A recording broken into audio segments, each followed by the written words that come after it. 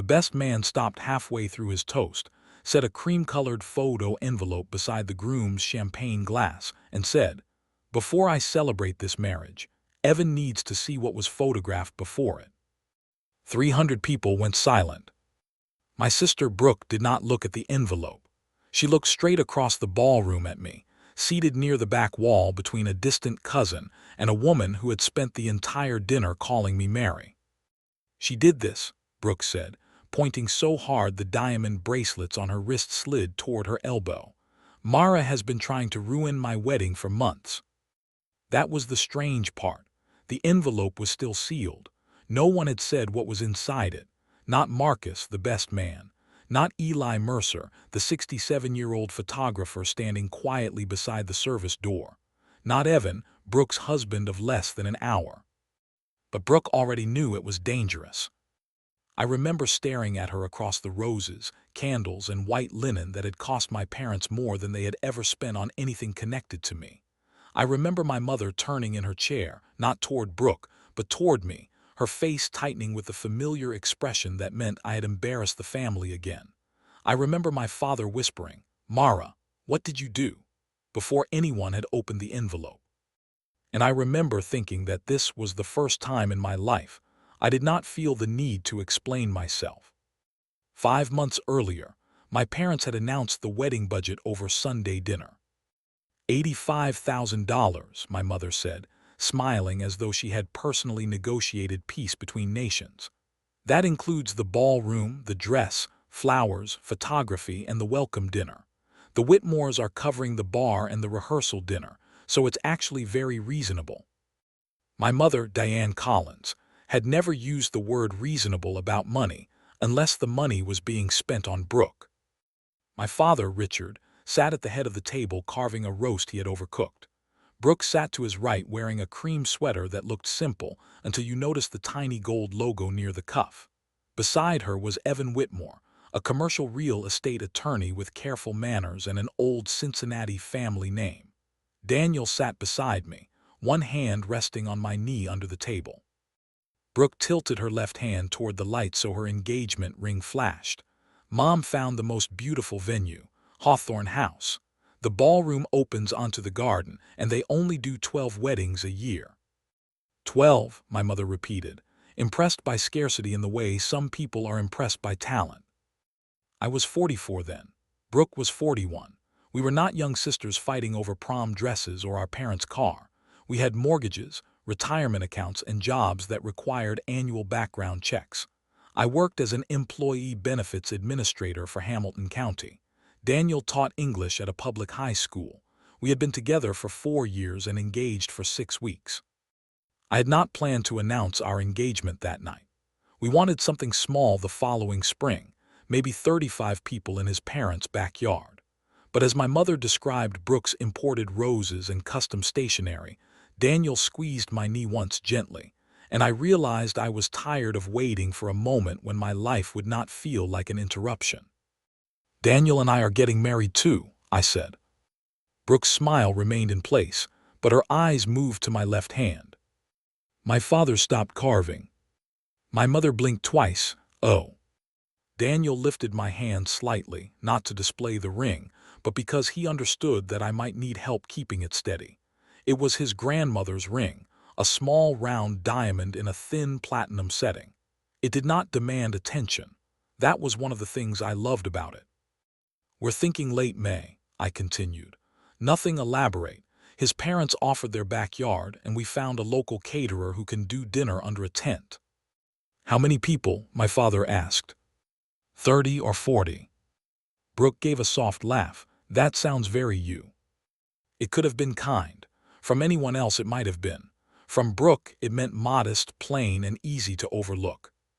My mother reached for her wine. "Well, that's sweet." Daniel's hand tightened around mine. I should have let the conversation move on. Instead, I asked the question I had spent my entire childhood training myself not to ask. "Would you want to help with anything?" My mother's face changed in a way only I seemed able to see. Her smile became patient, almost maternal. It was the expression she used when explaining to me, at age 12, Why Brooke needed a new pageant dress but I could keep wearing my cousin's winter coat. Mara, honey, we just committed to Brooke's wedding. I know, I'm not asking for $85,000. Of course not. She glanced at Brooke and then back at me. But we do have to be practical about where we invest. Brooke and Evan's wedding is going to be an important event for both families. There will be clients, community leaders, people your father has known for years. It will be remembered. The room went very still. I asked in mine woe. My father lowered his knife but said nothing. My mother sighed. That isn't what I meant. It sounded like what you meant. She set down her glass.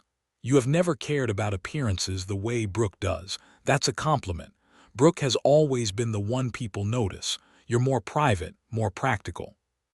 Brooke looked at her plate, but the corner of her mouth lifted. My mother continued, we can't spend the same amount on two completely different events just to make everything mathematically equal. We have to put money where it makes sense. Daniel spoke before I could. His voice was calm, which made my mother dislike him more than if he had raised it.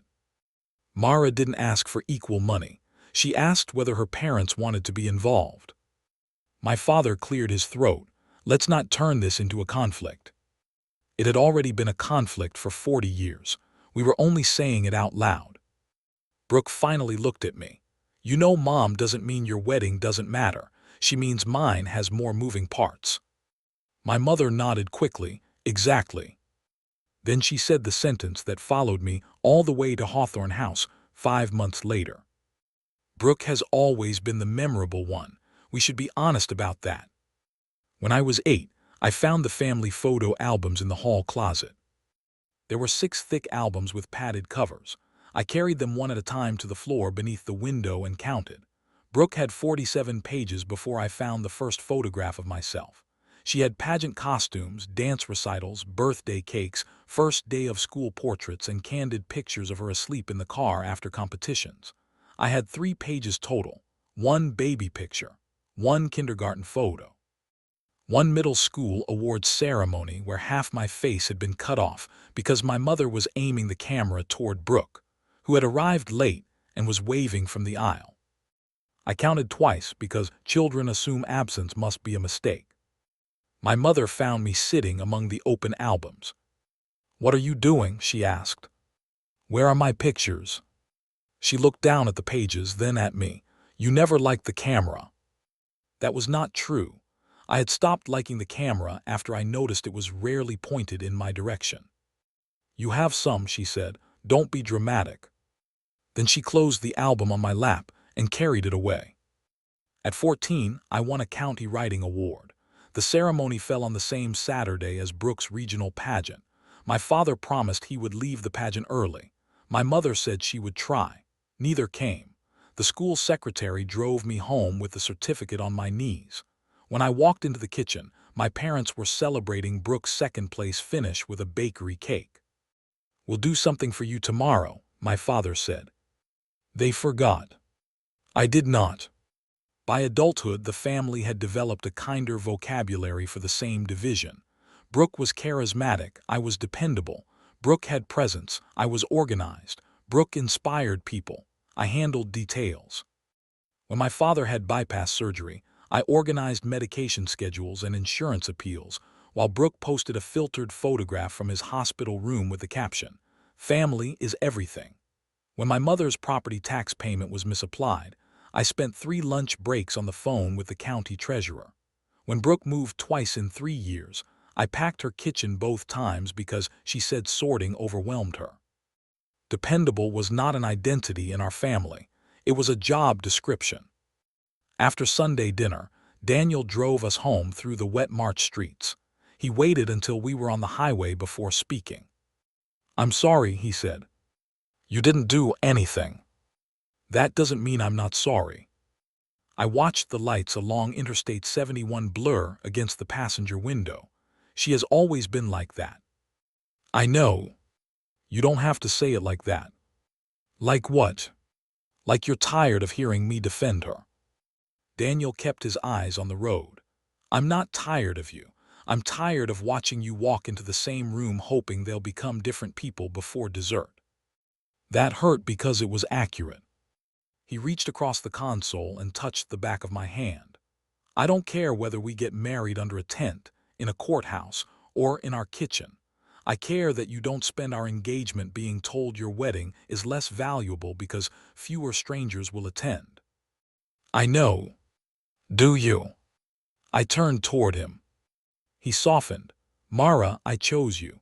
I didn't choose the practical sister or the organized daughter or the woman who can fix insurance forms.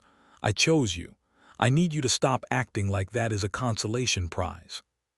I cried quietly for the rest of the drive. The first wedding assignment arrived the next morning. Brooke texted me a spreadsheet with 14 vendor names and a note that said, "You're so good at this stuff. Can you confirm everyone's deposits and deadlines? Mom is getting overwhelmed." No hello, no question about my own wedding, no acknowledgement of what had happened at dinner. I stared at the message during my break at work. Around me, printers hummed and phones rang. My job involved explaining health plan rules to employees who were often scared, angry, or both. I knew how to distinguish a request from an obligation. I just had trouble doing it with my family. Daniel wanted me to say no.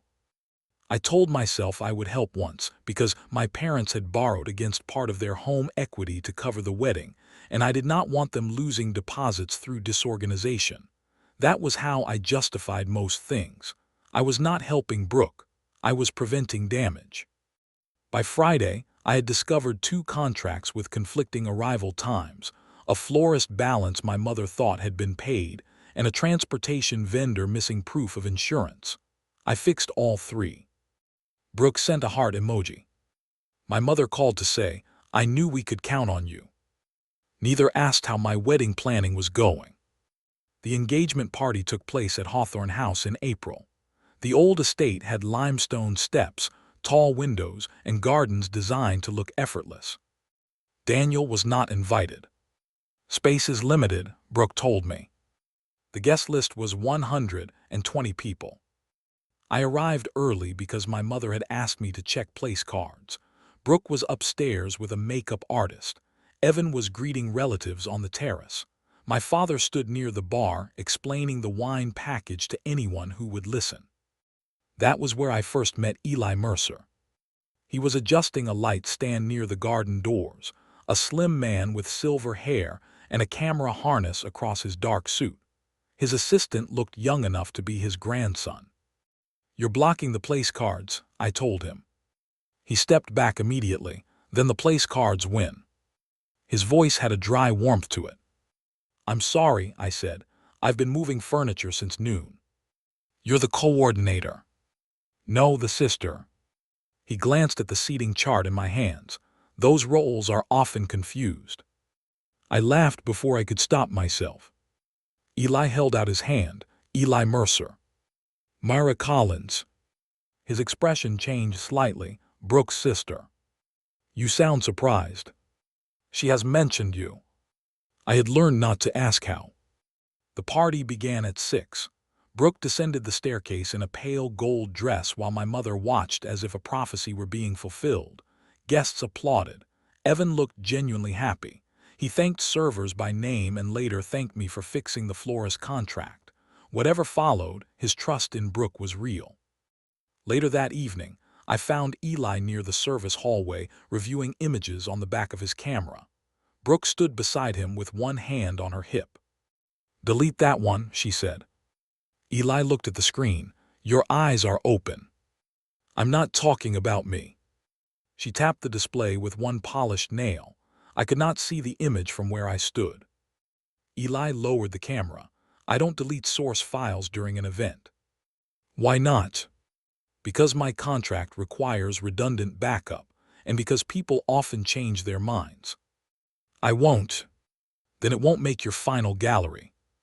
Brooke's smile tightened. "I'm paying you." "Your father is paying me," Eli said mildly, "and he signed a contract that says I retain the original capture files for 12 months. For the first time that night, Brooke looked less than perfectly composed. She noticed me and immediately changed her expression. "There you are," she said. "Mom needs help with the favors." I did not ask what photograph she wanted deleted. I should have. The bridal shower was 6 weeks later at a boutique hotel in downtown Cincinnati. Brooke had invited 32 women and assigned me a 4-page task list. I arrived at 10 in the morning. The shower began at 1. By noon, I had arranged gift bags, corrected the caterer's table numbers, found an extension cord for the flower wall, and convinced the hotel to move a delivery van before it appeared in every photograph. Brooke arrived at 12:15 with my mother and 3 friends, all carrying iced coffees. "You're a lifesaver," my mother said as she handed me her coat. Brooke looked around the room. The champagne bottles should be angled toward the entrance. "Hello to you too," I said. She blinked as if I had spoken in another language.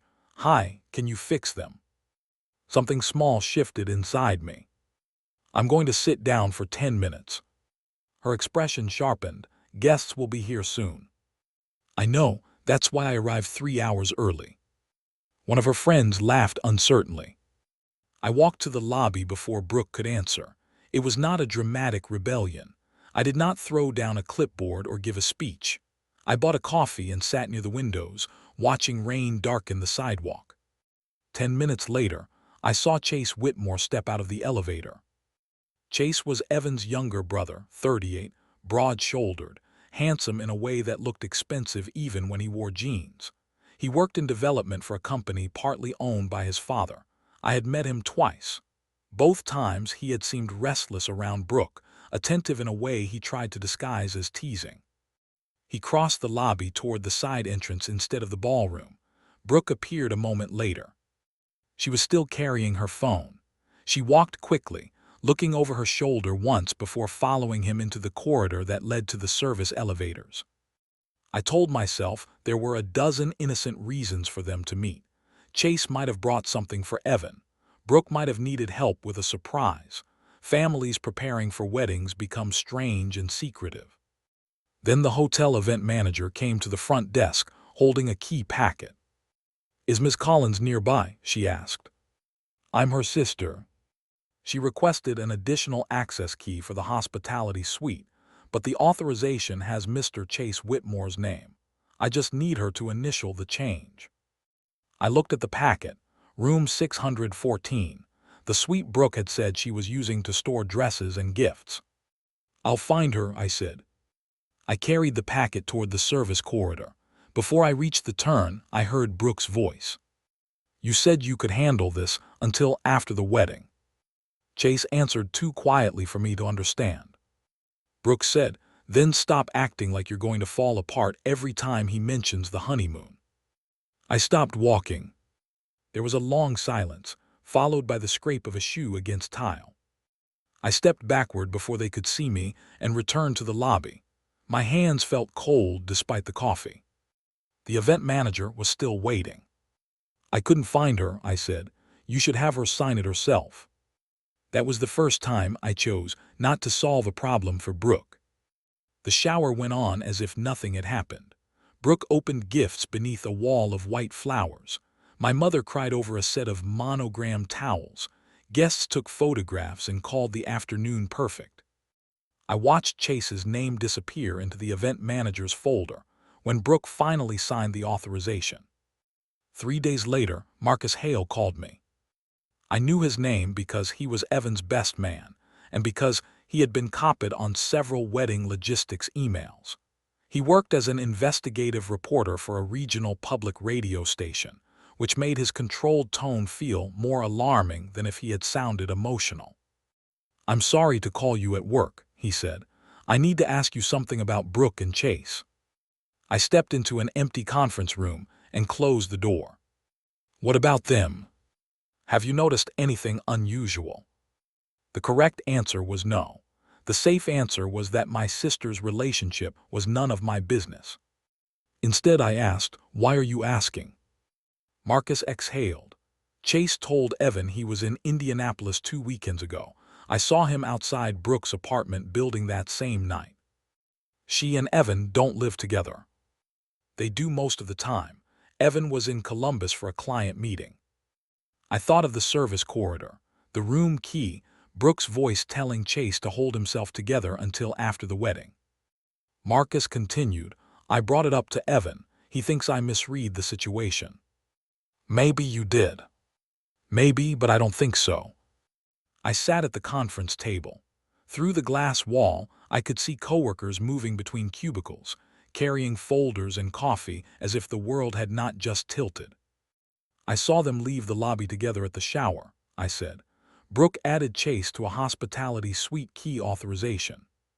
Marcus was silent. That could still be innocent, I added. It could. What do you want from me? Nothing yet. I wanted to know whether I was imagining it. You're asking the wrong person. Brooke and I are not close. She told Evan, you've been resentful since the engagement. The words landed with a dull familiarity. What else did she say? That you think your parents favor her, that you're upset about the wedding budget, that you have a habit of interpreting things negatively where she's concerned.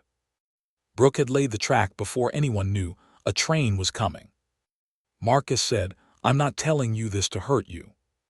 No, you're telling me because you want to know whether I'm an unreliable witness. He did not deny it. I respected him slightly for that. I don't know what is happening between them, I said, but if you're worried, talk to Evan again. Do not use me as proof.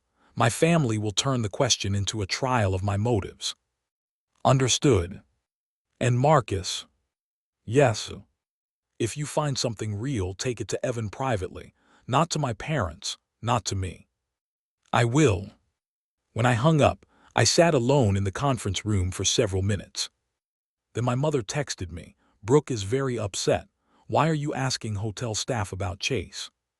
The event manager must have mentioned the key packet. I typed 3 different explanations and deleted all of them. Finally, I wrote, I did not ask about Chase. The hotel asked Brooke to sign her own room access change. My mother responded immediately. She says you were watching her. You need to stop looking for reasons to be suspicious. I stared at the screen. At 44, I still felt 12 when my mother accused me of being jealous. It did not matter how carefully I spoke or how many facts I had. Jealousy was the family's preferred explanation for any discomfort I expressed. That evening, Daniel read the text messages while we stood in our kitchen. They have already decided what happened, he said. They always do. Then stop trying to appeal the verdict. I leaned against the counter. Evan is going to marry her. That is Evan's decision. What if she's lying to him? Then someone with evidence should tell him, you don't have evidence. You have a key authorization and half a conversation. I know. Daniel set down my phone. You also have a family that will blame you whether you speak or stay silent. So choose based on what you can live with, not on what will make them fair. They are not offering fairness. The next Sunday, my parents called a family meeting. They did not call it that. My mother said she wanted us to stop by for coffee. When Daniel and I arrived, Brooke was already seated in the living room with Evan. My father stood near the fireplace, arms crossed. Brooke's eyes were red, but her makeup was perfect. I want this resolved, my mother said. What resolved? Daniel asked. Brooke looked at me. Mara has been talking to Marcus about me and Chase. Evan shifted in his chair. He looked uncomfortable rather than angry. I asked, did Marcus tell you that? He told Evan he had concerns, Brooke said. And somehow those concerns include what happened at my shower, which means they came from you. I answered a question honestly. You implied I was cheating. I said I saw you follow Chase into a hallway and heard you tell him to hold something together until after the wedding. I also said it might have an innocent explanation. My mother pressed her fingers to her temple. Mara, listen to yourself. I am listening. You were standing outside a hallway, listening to your sister's private conversation. I was carrying a room key authorization the hotel asked her to sign. Brooke's face hardened. You always do this. You make ordinary things sound sinister because you cannot stand that something good is happening to me. Daniel sat forward. What ordinary thing required a private suite key for your fiancé's brother? My father pointed at him. This is a family matter. I'm marrying into the family, Daniel said, unless that only counts when the wedding costs enough. My mother's mouth tightened. Evan finally spoke. Chase told me Brooke needed help storing shower gifts, that's all. Brooke reached for his hand. Exactly. I looked at Evan. He wanted to believe her. I could see it in the effort he made not to look at anyone else. I hope that's true, I said. Brooke gave a wounded laugh. You hope it's true, you could just apologize. For what? For trying to make me look unfaithful. I didn't. My father's voice rose. Mara, apologize and let this end. Daniel turned toward me. He did not tell me what to do, he simply waited. For most of my life, that moment would have ended with me saying I was sorry. I would have explained that I was stressed, that I misunderstood, that I never meant to upset Brooke. Then everyone would have relaxed because the correct daughter had absorbed the discomfort. Instead, I said, I won't apologize for accurately describing what I saw. My mother looked stunned. Brooke stood. Then I don't want you at the rehearsal dinner. Evan said, Brooke. No, I'm done. She has been making this entire engagement about her feelings. I almost laughed. I had spent nearly 40 hours fixing her vendor contracts. My father said, if you cannot support your sister, maybe it's better that you step back. From the rehearsal dinner. From the planning. Brooke crossed her arms. I still need the final vendor spreadsheet. There it was, exile and labor in the same breath. I opened my bag, removed the wedding binder I had brought because my mother asked for it, and placed it on the coffee table. Everything is current through Friday, I said. The florist balance is due next week. Transportation needs the final guest count. The photographer has not received the second payment. My mother stared at the binder. What are you doing? Stepping back. Don't be childish. You just told me to. I meant emotionally. We still need someone to keep track of the contracts. Brooke said, you're already involved. You can't abandon everything now. I stood. I am not abandoning anything. I am returning responsibilities that were never mine. My father's face reddened. After all we have done for you. Daniel stood beside me. I asked quietly, what have you done for my wedding?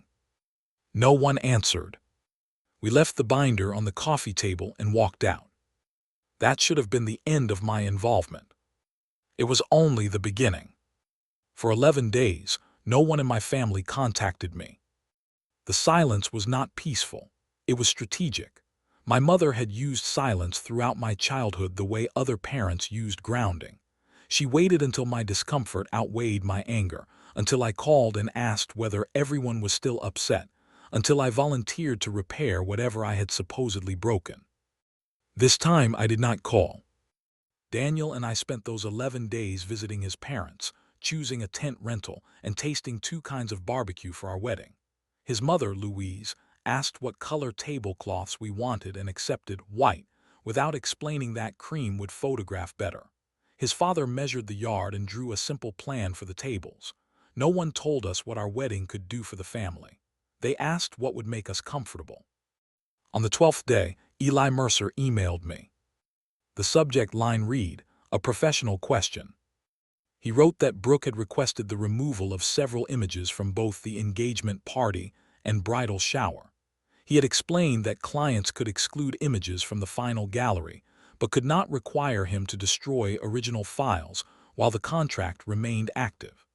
Brooke had then suggested that I had asked him to take unflattering or compromising photographs of her.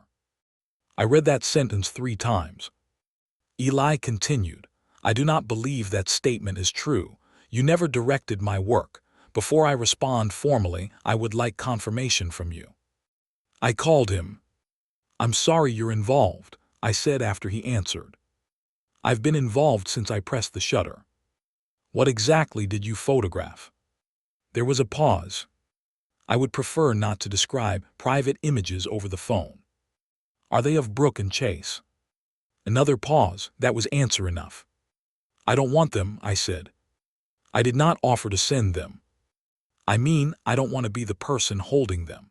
My sister has already told everyone I'm trying to destroy her wedding. I understand. Do you? His tone remained calm.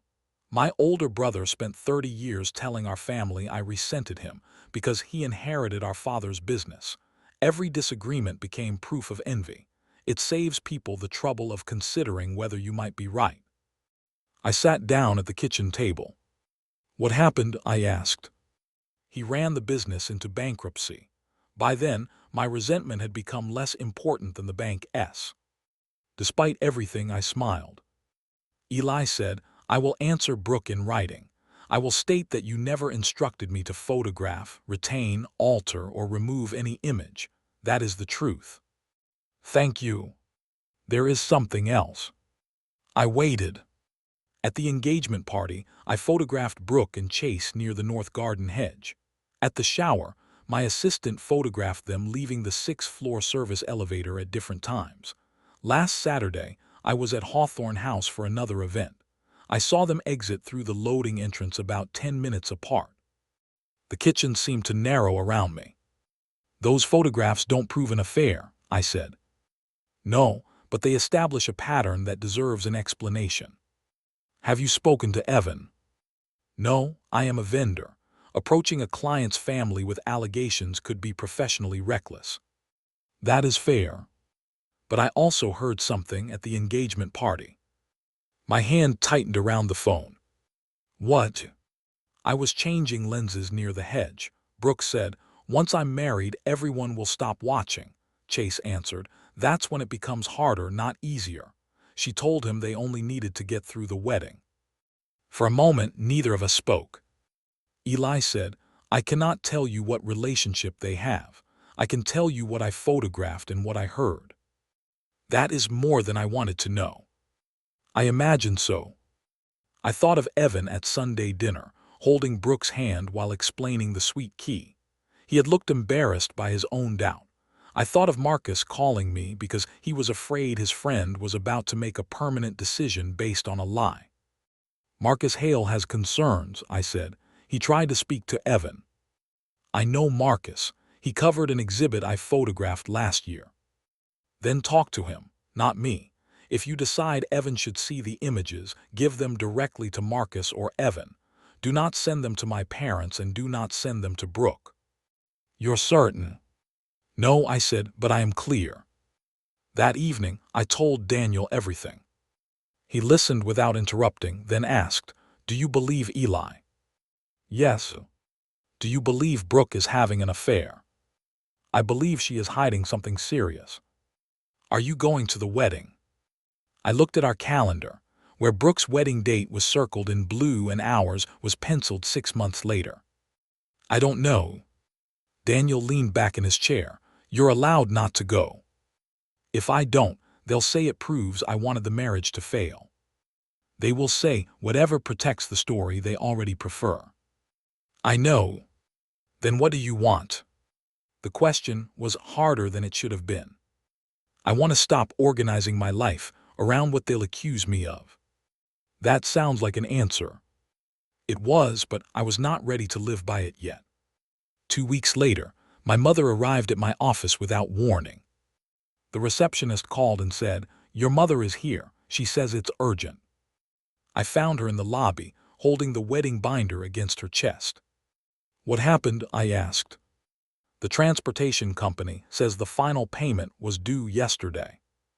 I told you the deadline before I returned the binder. I know, but your father thought it had already been paid. Then call the company. I did. They need the credit card authorization form resubmitted. The billing address doesn't match. I waited. She looked genuinely confused by my silence. Mara, can you fix it? No. Her face tightened. It will take you 5 minutes. Then it should take you 5 minutes. I don't understand why you are punishing us. I'm not punishing you. I'm not the wedding coordinator. You know how these forms work. So does the company representative. My mother lowered her voice. Brooke is under tremendous stress. So am I when you arrive at my workplace and tell the receptionist there is an emergency because a wedding bus payment is late. She looked wounded. I didn't know how else to reach you. You have my phone number. You haven't answered my messages. She had sent 2 messages. One said, your father is very disappointed. The other said, families forgive. Neither included an apology. I held out the binder. You need to take this home. She did not give it to me. Brooke says the photographer is threatening her. He contacted her because she accused him of taking instructions from me. Did you? No. Then why are there photographs? The question told me Brooke had finally described them. I haven't seen them. My mother searched my face. She says they are innocent.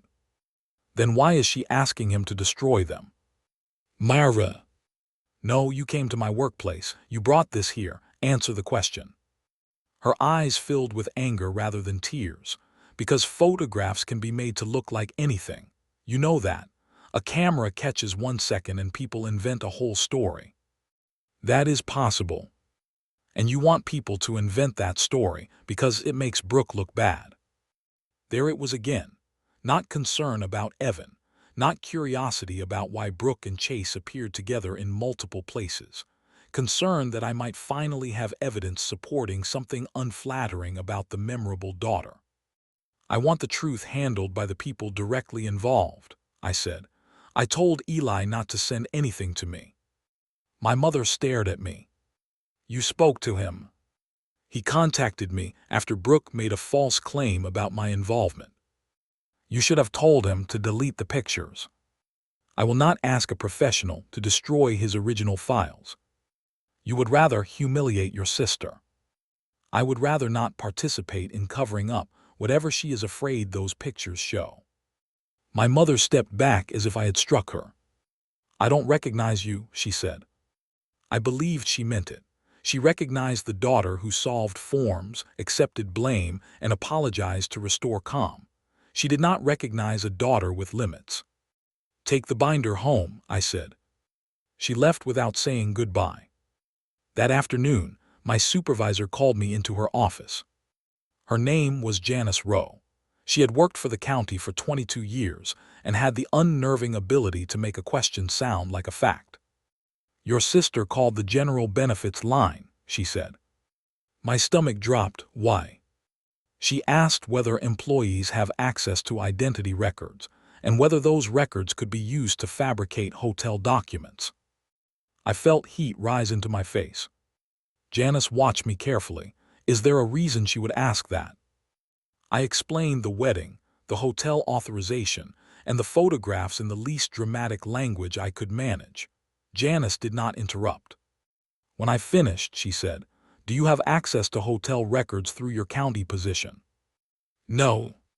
Did you access any employee or resident data related to your family? No.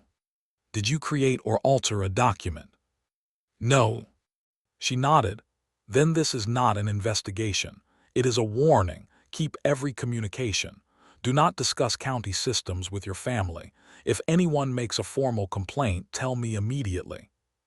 I'm sorry. Why? For bringing this here. You did not bring it here. Your sister did. The distinction made my throat tighten. Janice leaned forward. Mara, competent people often assume they can control a crisis by becoming more competent. That works with forms. It does not work with relatives who are willing to threaten your livelihood to protect a wedding. I left her office shaken and furious. That night I sent one email to Brooke, my parents, and Evan. I wrote that Brooke had contacted my workplace and implied I might misuse government records. I stated that I had not accessed, created, altered, or requested any private information. I asked that no one contact my employer again. I also wrote that I would have no further role in the wedding planning, vendor management, payments, seating, transportation, or guest communication. I ended with one sentence, Daniel helped me write. Any future communication with me must concern my personal invitation as a guest, not my labor as a coordinator or my usefulness in resolving family problems. Brooke replied within 7 minutes. You are unbelievable. My father replied 10 minutes later. This is cold and unnecessary. My mother called 3 times. Evan did not respond until the next morning. His email contained only 4 lines. Mara, I did not know Brooke called your workplace. I'm sorry. I will make sure it does not happen again. You are invited to the wedding as family, not as staff. Daniel is welcome as well. I read it twice. Then another message arrived from Brooke. Daniel is not on the guest list. Do not bring him. Evan and Brooke were getting married in 7 weeks, and they could not agree on whether my fiancé was allowed in the room. For the first time, I wondered whether the affair was not the only lie holding their wedding together. Marcus called that evening. Eli showed me the images, he said. I closed my eyes. How bad? Bad enough that Evan needs to see them, not bad enough that one photograph alone ends the conversation. Did you show him? I tried. What happened? He refused. I opened my eyes, refused to look. He said he has spent months hearing that wedding stress makes people suspicious. Brooke told him you and I are coordinating this because you resent her and I dislike Chase. Evan said he will not enter his marriage by treating his fiancée like a suspect. That sounds honorable. It is honorable, Marcus said. That's why it's working against him. I knew exactly what he meant. Good qualities can become handles for dishonest people. My dependability had made me useful to my family. Evan's loyalty made him easier to deceive. What are you going to do? I asked. I don't know. You're the investigative reporter. This isn't a city contract. It's my best friend's life. Then stop trying to prove everything. Tell him what you know, where it came from, and what you cannot confirm. Let him decide. I did. And he decided not to look. Yes. We were quiet. Marcus said, Eli wants to preserve the files until after the wedding because Brooke has threatened to sue him for defamation. Can she? Anyone can threaten. His contract and source files protect him, but he's worried she will claim you directed him.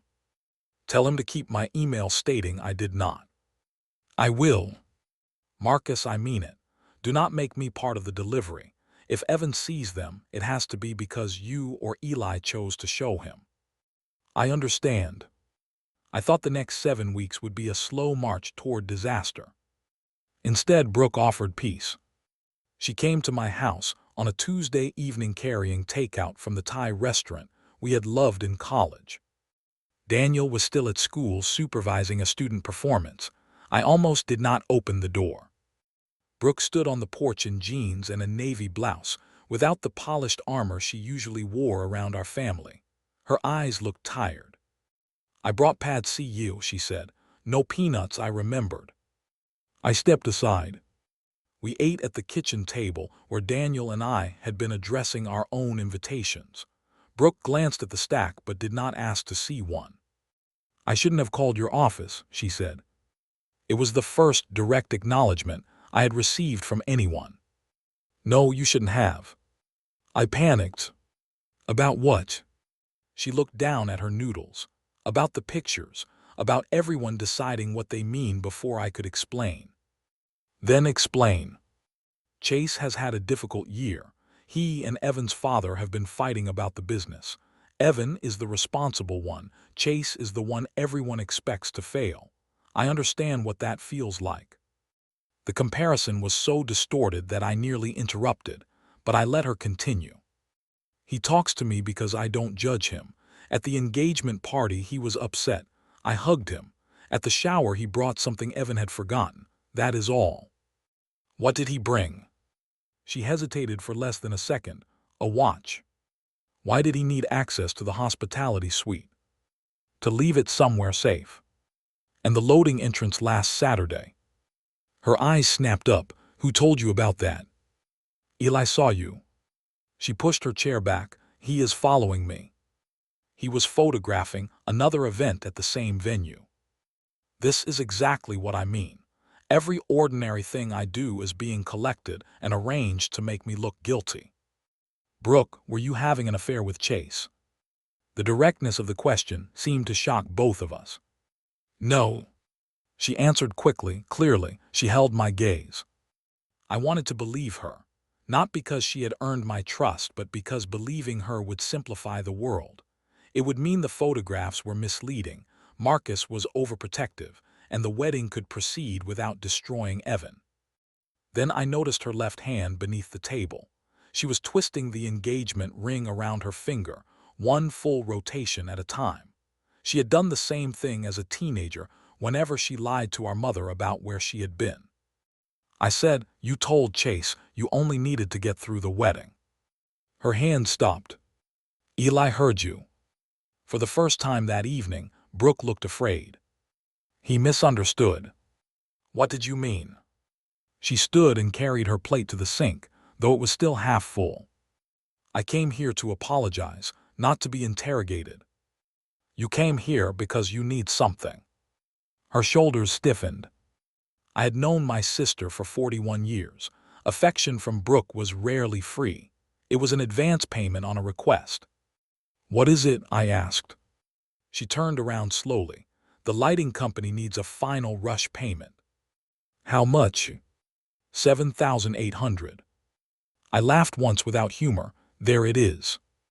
Mom and Dad's card was declined because the balance is too high. The bank says the home equity transfer won't clear until Thursday, but the vendor needs authorization tomorrow or they release the date. "And you want me to pay it?" "Temporarily. Mom will reimburse you Thursday." "No." Her eyes widened. "You didn't even think about it." "I thought about it before you finished asking." "You have enough room on your card." "How do you know?" "Mom said you keep your balances low." I felt something colder than anger. "My credit is not part of your wedding budget." "It is 2 days. It is a contract in my name. They can send the invoice to Dad. The person authorizing the charge is responsible if the payment is disputed. I do this for a living, Brooke. I know what signatures mean." She folded her arms. "You keep saying you want to be treated like family, but the moment we need you, you act like a stranger. A stranger would not have spent 40 hours fixing your wedding. A sister would not keep count. A sister would not call my employer to suggest I fabricate records." She flinched. I continued, "You asked me to cover almost $8,000 after threatening my job. You brought noodles because you thought that would make the request easier. That's not fair." "It is exactly what happened." Her face changed. The softness disappeared. "You want the wedding to fail."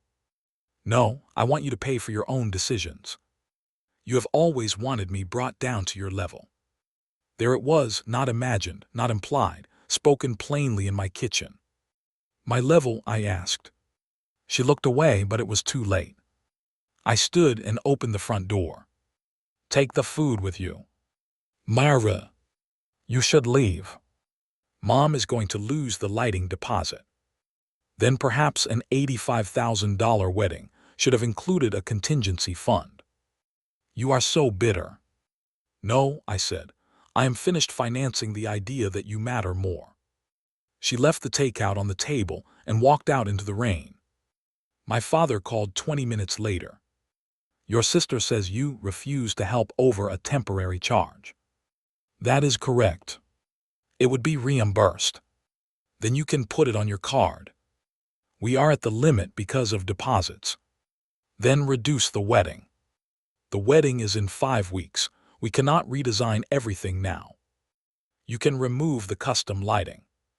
He exhaled loudly. "This is not about lighting. It is about whether we can rely on you. You can rely on me to pay my own bills and honor agreements I make. You cannot rely on me to assume your debt because Brooke wants a ceiling washed in lavender. Your mother is crying." "My mother has cried more over wedding lights than she did when neither of you came to my award ceremony." The silence that followed was different from my mother's strategic silence. My father genuinely did not know what to say.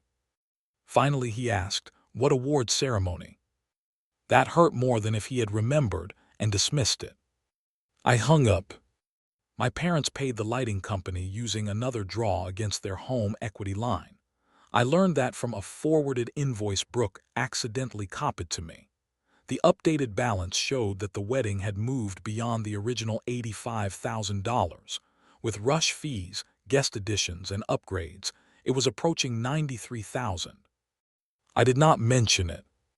The rehearsal dinner took place at a private club overlooking the Ohio River. I was not invited, but Evan sent me a message that afternoon asking whether I was sure I would attend the wedding.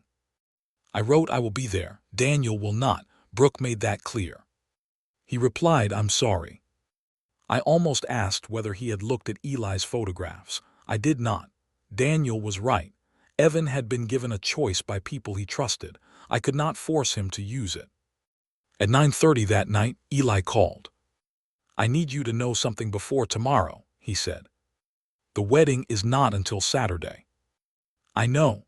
At the rehearsal dinner, Brooke approached me near the coach room. She offered to pay for all the original files involving Chase. To buy them. To acquire exclusive rights and request destruction of backups. Can she do that? Not under the current contract. The contract is with your father and it covers delivery, not concealment. What did you say? No. I closed my eyes. She then told me you had manipulated her for years, he continued. She said you were using my reputation to retaliate because your parents refused to fund your wedding. I'm sorry. Stop apologizing for statements you did not make. It sounded like something Daniel would say. Eli's voice softened. Marcus was there. He heard part of the conversation. Did Evan? No. What happens now? Marcus asked me to prepare a limited set of images with the original capture information. He wants to make one final attempt to show Evan tomorrow morning. Privately? Yes. And if Evan refuses? Eli paused. Then I will keep the files. What Marcus does at the reception is his decision. I sat very still. Do not put them on a screen, I said. I have no intention of humiliating anyone publicly. Marcus might. He is angry, but he is not reckless. People become reckless when they believe they are protecting someone. I know. I looked at the invitations on our counter. Daniel's name and mine were printed in simple black lettering. No foil, no custom crest, no family strategy. Eli, if this comes out at the wedding, Brooke will blame me. Yes. My parents will believe her. Possibly. I could call Marcus and tell him not to do it. You could. Would you? Eli was quiet for a moment. When my brother inherited our father's business, I knew he was moving company money into a separate account. I also knew he would accuse me of jealousy if I said so. I stayed silent because I wanted to avoid becoming the villain he had already described. 18 employees lost their jobs when the business failed. That was not your fault. No, but my silence did not protect anyone.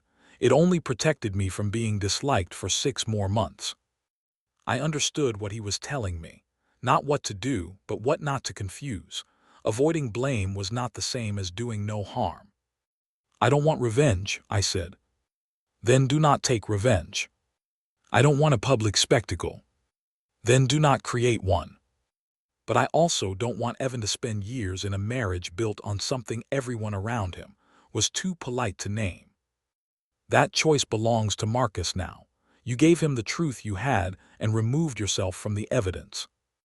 It was the cleanest boundary available, and it still felt terrible. The next afternoon, Marcus called. He wouldn't look, he said. I was standing in a grocery store aisle, holding a box of cereal. Why? Brooke was with him. She said opening the envelope would mean he trusted outsiders more than his future wife. He handed it back to me. What did Eli do? Nothing. He said the files would remain archived. And you? I'm giving the toast tomorrow. Marcus, I know what you're going to say. Do you? You don't want a screen. You don't want the photographs shown to the room. You don't want your name used. Yes. I can honor all of that. What are you planning? I'm going to put the envelope in front of Evan and ask him to open it. If he refuses again, I will finish the toast and sit down. And if he opens it, then he decides what happens next. I put the cereal back on the shelf, even though it was the brand Daniel liked. Why during the toast? Because Brooke has made sure he is never alone. She is with him at the hotel tonight. Chase is with the family tomorrow morning. After the ceremony, Evan will be at the head table. The toast is the only moment when I can hand him something without Brooke intercepting it. That is still public. The delivery is public. The contents will not be. I imagined 300 people watching a groom open a photograph envelope on his wedding day. Privacy would not survive even if the images stayed face down. Marcus, once you do that, you cannot control the room. I know. Are you doing this for Evan or because you're angry at Brooke and Chase? He took a long breath. Both, he said, but I'm trying to make the decision for the first reason. His honesty made it harder to argue. I said, then say as little as possible. No accusations, no speech about betrayal. Give him the envelope and let him choose. That is the plan. After we hung up, I stood in the grocery aisle until a store employee asked whether I needed help. I almost said yes. Instead, I bought the cereal and went home. On the morning of Brooke's wedding, I woke before sunrise. Daniel was already awake beside me. You don't have to go, he said. I know. Do you want me to drive you? Yes. He turned toward me. Do you want me to wait? I looked at him in the pale bedroom light. Yes. He nodded, no lecture, no victory in being right about my family, just yes. That was what being chosen felt like. Not grand gestures, not $85,000, someone believing your answer the first time. Hawthorne House looked flawless by noon. White roses framed the garden arch. A string quartet played beneath the covered terrace. Staff members moved through the hotel with earpieces and trays, creating the illusion that beauty happened without labor. I wore a dark green dress Daniel had chosen because he said it made my eyes look brighter. When we reached the entrance, he pulled to the curb and left the engine running. I'll be at the coffee shop 2 miles away, he said. Text me one word and I'll come back. What word? Anything. You could send me the grocery list. I leaned across the console and kissed him. You are supposed to tell me I look beautiful. You look beautiful, he said. I assumed that part was obvious. Inside, a young attendant checked my name against the guest list. Mara Collins, she repeated, table 29, seat 8. There were 30 tables of 10. Seat 298. For a moment I thought it had to be accidental. Then I saw the seating chart displayed on a gold frame. My parents were at table 1 with Brooke, Evan, Marcus, Chase, and the Whitmore parents. Aunts, uncles, and family friends filled the next several tables. I was placed against the rear wall near the service entrance. My mother found me studying the chart. You came, she said, sounding relieved and disappointed at the same time. I said I would. She glanced toward the doors behind me. Daniel isn't here. He wasn't invited. Evan said he could come. Brooke said he couldn't. My mother pressed her lips together. Today is not the day to make a point. I didn't make the guest list. She lowered her voice. Please, Mara, Brooke is already nervous. Whatever you think you know, leave it outside. I looked at her. You still believe I created this? I believe you have been hurt for a long time, and hurt people sometimes convince themselves they are protecting others. It was almost an insightful sentence. She simply aimed it at the wrong daughter. I am here as a guest, I said, nothing more. My mother reached toward my arm, then stopped. Tried to smile in the family photographs. Eli was photographing the staircase when I entered the bridal suite for pictures. He greeted me with a small nod, no sign that we had ever spoken privately. Brooke stood near the windows in a fitted satin gown with a long train and tiny covered buttons down the back. She was beautiful. There was no value in pretending otherwise. She had always been beautiful, and the tragedy of our family was not that they had noticed. It was that they had decided beauty was evidence of character. My father looked at her with tears in his eyes. "My girl," he whispered. Brooke embraced him. Over his shoulder she saw me. For 1 second fear crossed her face, then she smiled. "Mara, I'm glad you came." My mother watched us as if waiting for me to ruin the photograph. "I hope the day is what you wanted," I said. Brooke searched my expression for sarcasm and found none. "It will be," she said. Eli arranged us near the window. My parents stood behind Brooke. I moved to the side automatically. Eli lowered his camera. Mara stepped closer. My mother said, "She's fine there." Eli's voice remained pleasant. The composition is unbalanced. For once, someone corrected the frame instead of cutting me out of it. I stepped beside Brooke. Eli took 3 photographs. The ceremony began at 4. Brooke walked down the garden aisle on my father's arm while 299 guests turned to look at her. Evan's face changed when he saw her. Whatever else happened that day, his love was real. That was what made the vows difficult to hear. He promised honesty, patience, and loyalty. Brooke repeated the same promises without hesitation. I watched Chase standing 3 places behind Evan. His jaw was tight. He did not look at Brooke until the officiant asked for the rings. When he finally did, the expression lasted less than a second, but it was not brotherly affection. Eli's camera clicked from the edge of the aisle. The ceremony ended with applause and church bells recorded through the venue's sound system. Brooke and Evan walked back down the aisle as husband and wife. My mother cried. My father laughed with relief. For 45 minutes, everything appeared to work. Cocktail hour moved onto the terrace. Guests admired the flowers and talked about the weather. I found Marcus near the ballroom doors. He looked pale. "Do you have it?" I asked. He touched the inside pocket of his jacket. "Yes." "Are you sure?" "No." "That may be the most reassuring thing you could say." He almost smiled. "I will keep it private," he said. "I promise. Do not mention me." "I won't." Chase appeared behind him, carrying 2 drinks. "There you are," Chase said. His eyes moved between us, planning the toast. Marcus turned, something like that. Chase held out a bourbon. "You look like you need this." "I'm fine." Chase looked at me. "Mara, right? We've met." "Of course, Brooke's sister." The way he said it made me understand how Brooke had described me to him, not as a person, as a problem. He smiled. "Big day for the family." "Yes. You must be proud. I hope everyone gets what they chose." His smile faded. Marcus excused himself. Chase watched him cross the terrace, then turned back to me. "I don't know what you think is happening," he said quietly, "but you should be careful." "About what?" "About making accusations you can't support." "I haven't accused you of anything." "That's not what Brooke says." "Brooke says many things before anyone asks her a question." His face hardened. I stepped around him and entered the ballroom. Table 29 was directly beside the door servers used to carry plates from the kitchen. My chair shook every time the door swung closed. The woman beside me introduced herself as Pamela and called me Mary twice before I corrected her. "You're related to the bride?" she asked. "I'm her sister." Her eyes widened. "Oh, I assumed the family was at the front."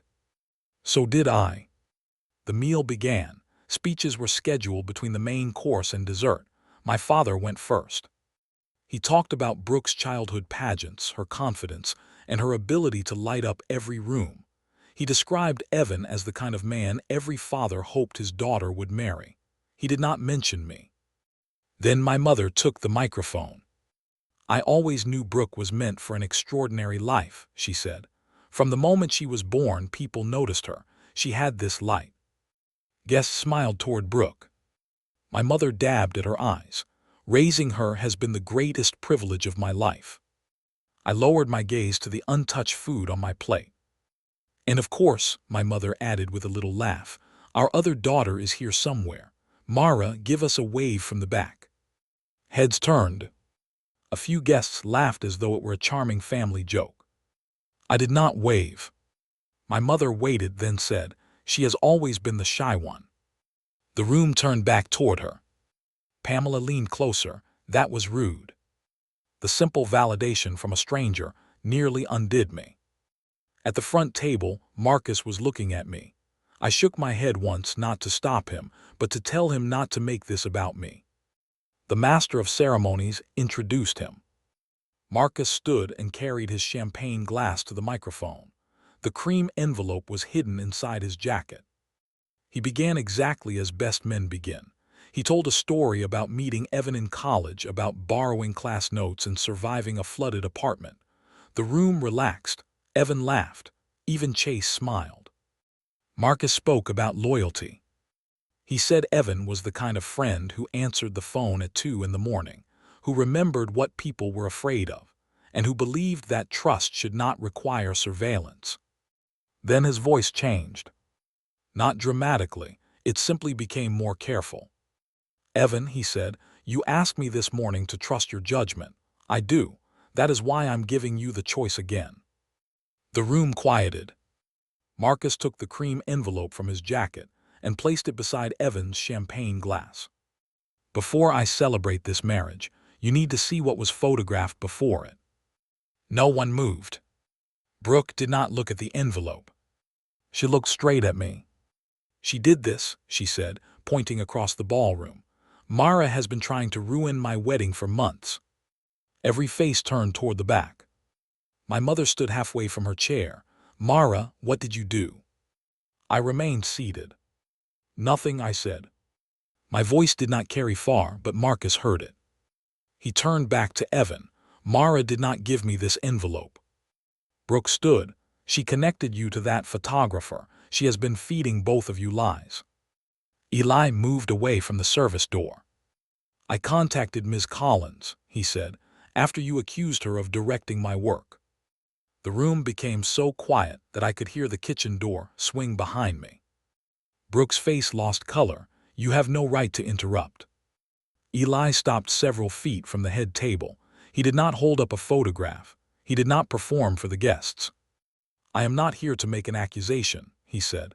"I am here to authenticate my own work." Evan looked from Marcus to Eli, then down at the envelope. "Is this what you tried to show me yesterday?" he asked.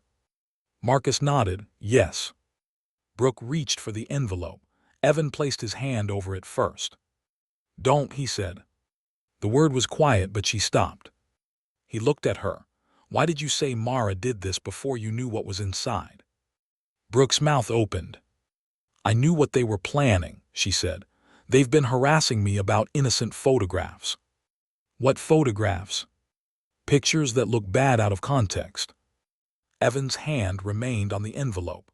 "You told me there were no pictures." "I told you there was nothing meaningful." "That is not the same answer." Chase stood abruptly. "This is insane. Marcus, sit down and finish the toast." Marcus looked at him. "Evan decides whether I sit down." Evan broke the envelope seal. No screen came on. No private messages appeared above the cake.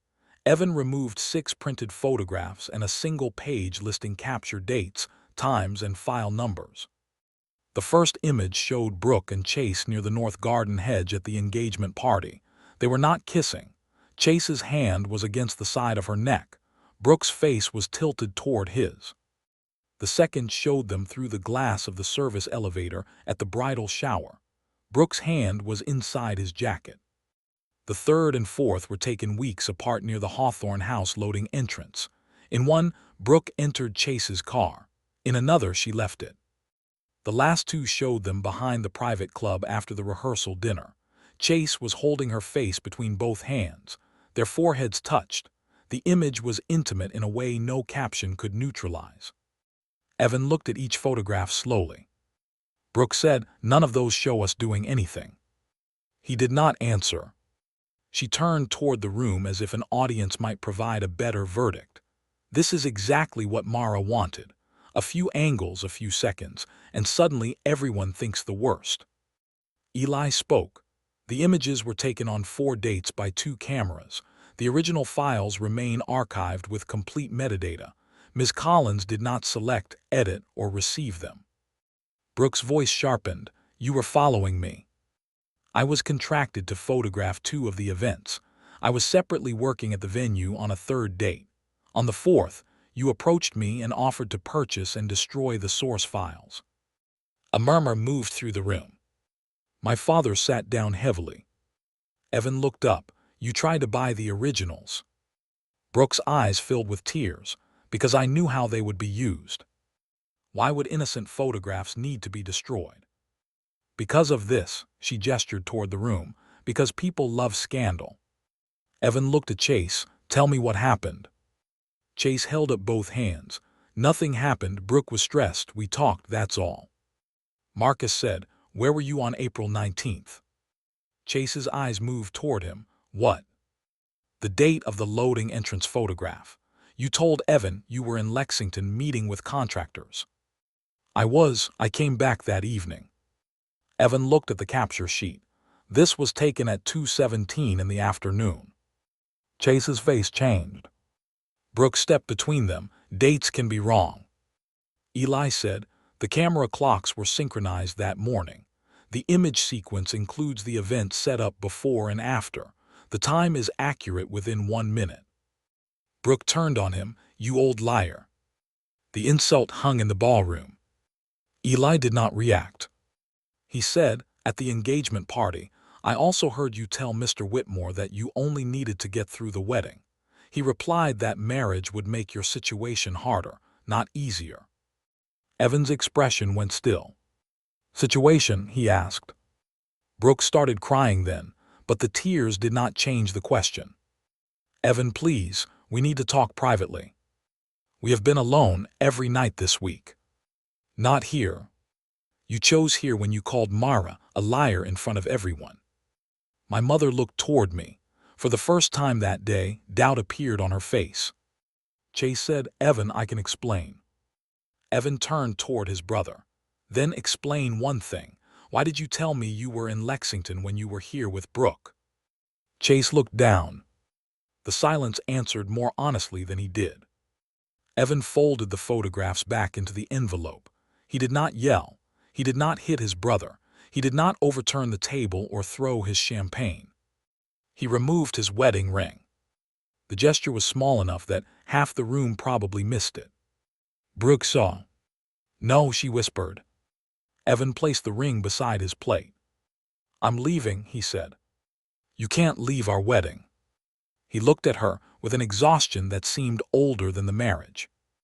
I can leave a room where every person except me was expected to protect your version of the truth. That isn't fair. No, he said, it is. He turned to Marcus, come with me. Then he looked at Eli. I need copies of the original files and your written statement, not tonight, tomorrow. Eli nodded, you will have them. Brooke grabbed Evan's sleeve. Please don't do this in front of everyone. He gently removed her hand. I asked you yesterday if there was anything I needed to know. You told me trusting you meant refusing to look. You used my trust to keep me blind. He walked out of the ballroom with Marcus and his parents. Chase remained near the head table for several seconds, surrounded by people who no longer knew where to look. Then his father pointed toward the opposite exit.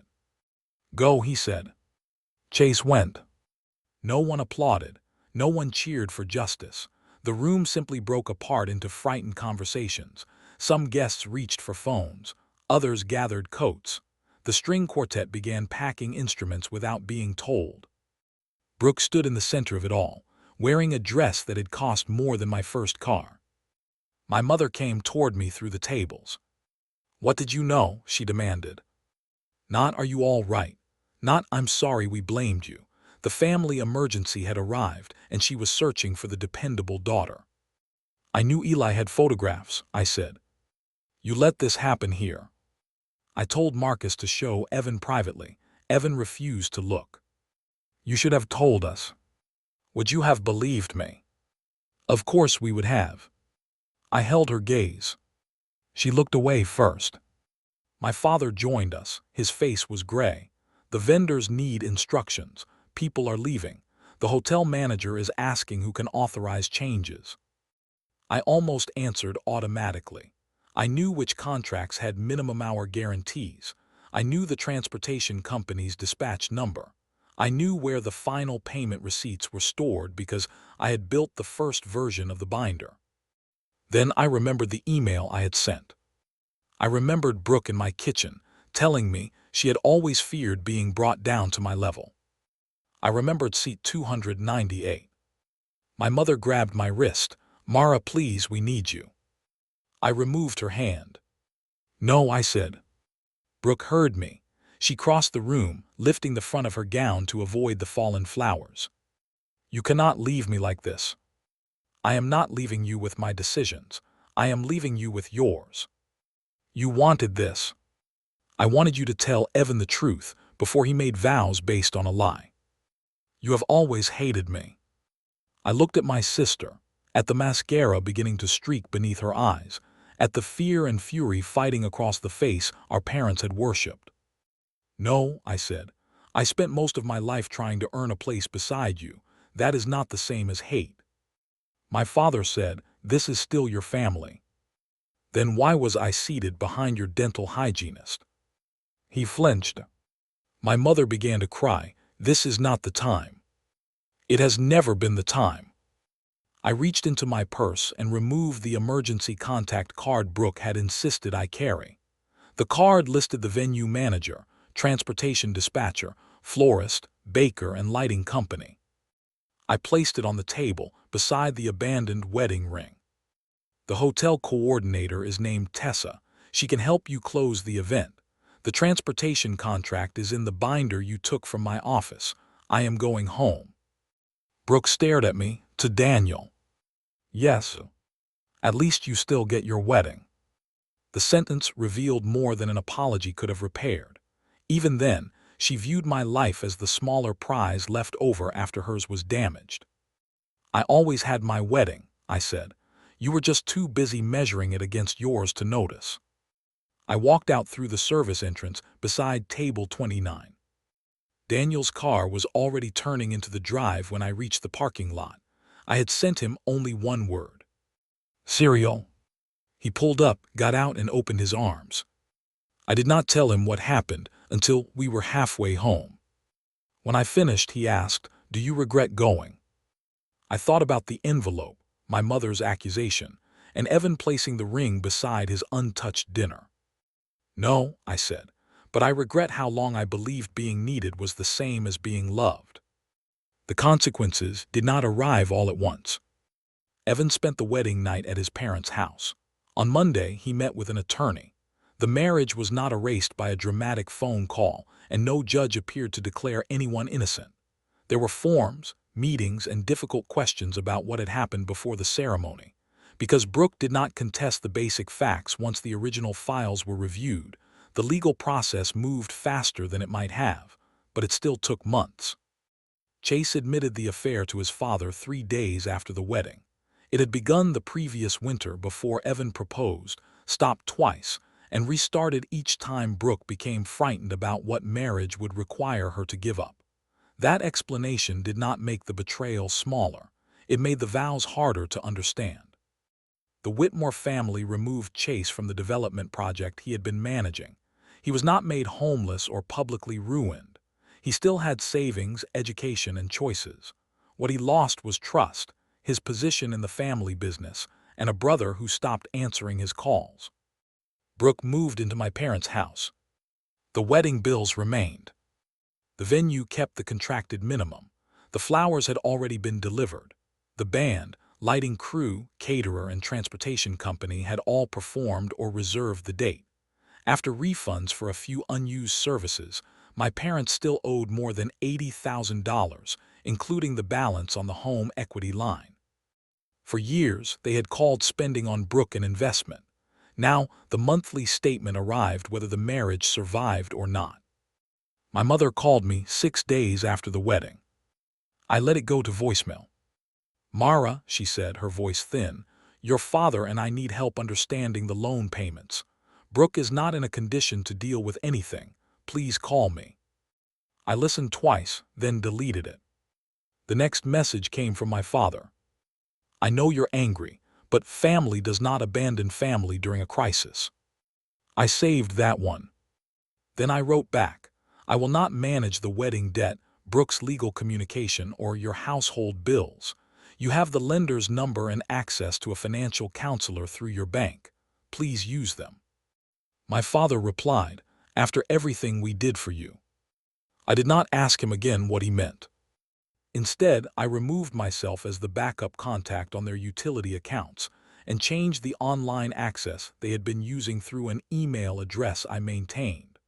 I mailed them a list of account numbers, customer service contacts, and instructions for resetting passwords. It was not revenge, it was administrative separation. For the first time, every adult in the family became responsible for an account in their own name. Brooke sent me a message 2 weeks later. You destroyed my life, and now you're punishing Mom and Dad. I replied once. I did not photograph you. I did not ask Marcus to expose you. I did not make your promises to Evan. I am no longer accepting responsibility for choices that were not mine. She did not answer. My mother's first apology came a month after the wedding. She asked to meet at a coffee shop near my office. Daniel encouraged me to go only if I could leave whenever I wanted. I chose a table near the door. My mother looked older, not transformed, not humbled into a different person, just tired. I was wrong about Brooke, she said. I waited. I thought she was stronger than she was. I thought she understood what loyalty meant. I stirred my coffee. My mother frowned. Aren't you going to say anything? You apologized for misjudging Brooke. Yes. You did not apologize to me. Her eyes filled. Mara, this has been devastating for us. I know. We lost so much money. You chose to spend it. That sounds very cold. What would a warm answer be? She looked down at the table. I suppose I expected you to understand. I have understood everyone in this family for 44 years. That has never required any of you to understand me. She was quiet. I continued, you called Brooke the greatest privilege of your life in front of 300 people. Then you called me your other daughter and asked me to wave from the back. When the truth came out, your first question was what I had done. Your second was whether I could fix the vendors. Tears slid down her face. I didn't realize how it sounded. You did not need to hear how it sounded. You needed to notice where you seated me. She wiped her cheeks. I love you. I believe you love the version of me who makes your life easier. That isn't fair. Maybe not, but it is what your actions taught me. I stood to leave. My mother reached for her purse, not my hand. What do you want me to do? The question stopped me. Learn your own accounts, I said. Stop asking me to manage Brooke. Ask about my wedding without comparing it to hers. And when you apologize, apologize for what you did to me, not only for being disappointed in her. Then I left. My father took longer. 3 months after the wedding, a padded envelope arrived at my house. Inside was my county writing certificate from when I was 14. The paper was creased and yellow near the edges. I had not known anyone kept it. A note in my father's handwriting said, I found this in a box in the basement. I am ashamed that I had to find it to remember. You should never have had to earn the attention we gave away so easily. It was not enough to repair 40 years. It was enough to show he had finally looked at one specific wound instead of apologizing for everything in a way that meant nothing. I called him. He cried before I did. Brooke and I did not speak for 5 months. When she finally wrote, the message was shorter than I expected. I blamed you because blaming you was easier than admitting you had become the person everyone trusted. I don't expect forgiveness. I'm sorry I treated your life like the smaller one. I read it to Daniel at our kitchen table. What do you want to do? He asked. Nothing yet. That is allowed. So I did nothing. Our wedding took place the following May in Daniel's parents' backyard. It rained hard enough that the lawn turned soft beneath the tent, and the rental company had to lay down extra boards near the entrance. We had 37 guests, barbecue, grocery store flowers arranged by Louise, and a cake made by one of Daniel's former students. My parents came. They sat in the second row because Daniel's parents sat in the first. My mother did not object. My father carried my writing certificate in the inside pocket of his jacket, though I did not know that until later. Brooke was not invited. She sent a card without flowers, explanations, or a request to be included. "I hope today is exactly the size of the life you chose," she wrote. "I am beginning to understand that small was never the same as lesser." Eli Mercer photographed the wedding. When he arrived, he handed me a cream-colored envelope. For one terrible second, my body remembered Hawthorne House. Then he smiled. "Open it after the ceremony." Inside was a copy of the photograph he had taken in Brooke's bridal suite. My parents stood behind her. I stood beside her instead of at the edge because Eli had asked me to move closer. On the back, he had written, "A frame changes when everyone is allowed inside it." Daniel and I were married beneath a tent while rain struck the canvas above us. No string quartet, no lavender ceiling lights, no guest list designed to impress people we would never see again. When Daniel said, "I choose you," his voice broke. Mine did too. 6 weeks later, Eli delivered our wedding album. It had a plain linen cover and 80 pages. I sat on the couch and turned them slowly, Daniel waiting beneath the tent, Louise pinning my veil, my father crying in the second row, my mother listening without looking toward anyone else, friends laughing in the rain, mud on the hem of my $300 dress. The first photograph was not of the venue, the flowers, or the guests. It was Daniel and me standing alone beneath the wet maple tree before the ceremony, our foreheads touching, both of us laughing because the rain had already ruined any chance of perfection. For the first time in my life, I held a family album and did not count how many pages belonged to me. My parents and I now have dinner every 6 weeks. They manage their own bills. My mother asks about my work and waits for the answer. My father remembers our anniversary. Sometimes they fail in small, familiar ways, and now I tell them when they do. Repair has not meant pretending the past disappeared. It has meant refusing to repeat it quietly. Brooke and I exchange occasional messages. She works with a therapist, rents a small apartment, and has taken a job that does not depend on her image. We are not close. Forgiveness, if it comes, will not be a door thrown open because she finally knocked. It will be a path built from consistent actions over time. Evan eventually moved to another firm in Columbus. Marcus told me he was doing well and had begun speaking to Chase through a family counselor, though reconciliation was uncertain. That belonged to them. What belonged to me was simpler.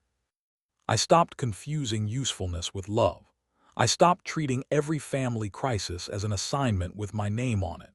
I stopped waiting for my parents to distribute fairness as if they had been saving it for a special occasion. For decades, they called Brooke memorable and me practical.